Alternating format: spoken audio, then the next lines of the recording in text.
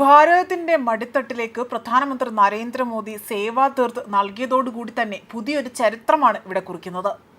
പ്രധാനമന്ത്രി നരേന്ദ്രമോദിയുടെ ഓഫീസ് ഉദ്ഘാടനത്തിന് പിന്നാലെ തന്നെ നിരവധി പദ്ധതികളിലാണ് അദ്ദേഹം ഒപ്പുവച്ചിരിക്കുന്നത്. എന്നാൽ അതിൽ ഏറ്റവും കൂടുതൽ എടുത്തു പറയേണ്ടത് പാവപ്പെട്ടവർക്കും കർഷകർക്കും വേണ്ട സഹായങ്ങൾ നൽകുന്ന പദ്ധതികളാണ് ആദ്യം ഒപ്പുവെച്ചത് എന്നതാണ്. എല്ലാ കാലവും കർഷകരുടെയും അതുപോലെ തന്നെ പാവപ്പെട്ടവരുടെയും ആവശ്യങ്ങൾക്കായി തന്നെ അദ്ദേഹം എല്ലായ്പ്പോഴും തന്നെ മുന്നിട്ട് നിൽക്കുന്ന ഒരു വ്യക്തി തന്നെയാണ്. അതിൻ്റെ ഏറ്റവും വലിയൊരു തെളിവാണ് ഇപ്പോൾ അദ്ദേഹം ഈ ഒരു സമ്മാനം നൽകിയിരിക്കുന്നത്. കാർഷിക മേഖലയുടെ അടിസ്ഥാന സൗകര്യങ്ങൾ മെച്ചപ്പെടുത്തുന്നതിനായുള്ള അഗ്രികൾച്ചർ ഇൻഫ്രാസ്ട്രക്ചർ ഫണ്ട് ആകട്ടെ 1 ലക്ഷം കോടിയിൽ നിന്ന് 2 ലക്ഷം കോടിയായി തന്നെ പ്രധാനമന്ത്രി നരേന്ദ്രമോദി ഉയർത്തുകയാണ് ചെയ്തിരിക്കുന്നത്.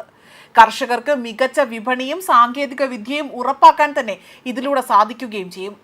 അതേപോലെ തന്നെ യുവാക്കളുടെ നൂതന ആശയങ്ങൾക്ക് കരുത്തു പകരാൻ 10,000 കോടി രൂപയുടെ startup India fund of funds 2.0 ഈ ഒരു പദ്ധതിക്കും അംഗീകാരം നൽകുകയാണ് ചെയ്തിരിക്കുന്നത്. അത്യാധുനിക നിർമ്മാണ മേഖലയിലും സ്പീഡ് ടെക്നോളജിയിലും ഭാരതത്തെ ആഗോള ഹബ്ബാക്കി മാറ്റുകയാണ് ഇതിലൂടെ ലക്ഷ്യമിടുന്നത്. അതേസമയം ഭാരതത്തിന്റെ ഭരണസിരാ കേന്ദ്രത്തിൽ പുതിയൊരു യുഗത്തിന് തുടക്കം കുറിച്ചുകൊണ്ട് തന്നെ പ്രധാനമന്ത്രി നരേന്ദ്രമോദി പുതിയ ഓഫീസ് സമുച്ചയം അത് ഉദ്ഘാടനം ചെയ്യുകയാണ് ഉണ്ടായത്. കൊളോണിയൽ ഭരണകാലത്തിന്റെ അടയാളങ്ങൾ തുടച്ചു നീക്കിക്കൊണ്ട് ഭാരതീയ പൈതൃകത്തിന് ഊന്നൽ നൽകിക്കൊണ്ട് നിർമ്മിച്ച ഈ അത്യാധുനിക സമുച്ചയത്തിൽ വെച്ച് പ്രധാനമന്ത്രി നരേന്ദ്രമോദി അതീവ നിർണായകമായ ഫയലുകൾ തന്നെയാണ് ഒപ്പുവച്ചിരിക്കുന്നത്.